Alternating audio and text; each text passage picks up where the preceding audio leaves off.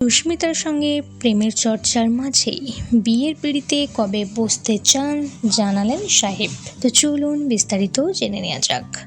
Star জলসার কথা ধারাবাহিকের হাত ধরেই সাহেব সুস্মিতা জুটি পৌঁছে গিয়েছে বাংলার দর্শকদের ঘরে ঘরে। তাদের জুটি দর্শকরা এতটাই পছন্দ করেছে যে তারা রিল লাইফের পাশাপাশি রিয়েল লাইফের দর্শকের মনে বিশেষ জায়গা করে নিয়েছে। দুজন একসঙ্গে কাজ না করলেও এই জুটিকে এখনও ভালোবাসে অনুরাগীরা। তাছাড়া সাহেব সুস্মিতাকে একসঙ্গে নানা ইভেন্টেও দেখা যায়, ফলে সব মিলিয়ে তাদের প্রেমের গুঞ্জন বেশ জোরালো। এখন গুঞ্জন তারা নাকি খুব তাড়াতাড়ি বিয়ের পিঁড়িতে বসতে চলেছে। সাংবাদিকদের তরফে সাহেবকে বিয়ের প্রসঙ্গে প্রশ্ন করা হলে অভিনেতা বলেন, আমার তো এখন কোনো চিন্তা ভাবনা নেই।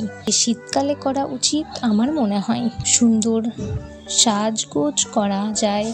মেয়েদের ক্ষেত্রে বিশেষ করে শাড়ি পরে প্রচণ্ড ঘামছে, এটা খুব চাপের ব্যাপার। আমার বোনের বিয়েও হয়েছিল ডিসেম্বর মাসে।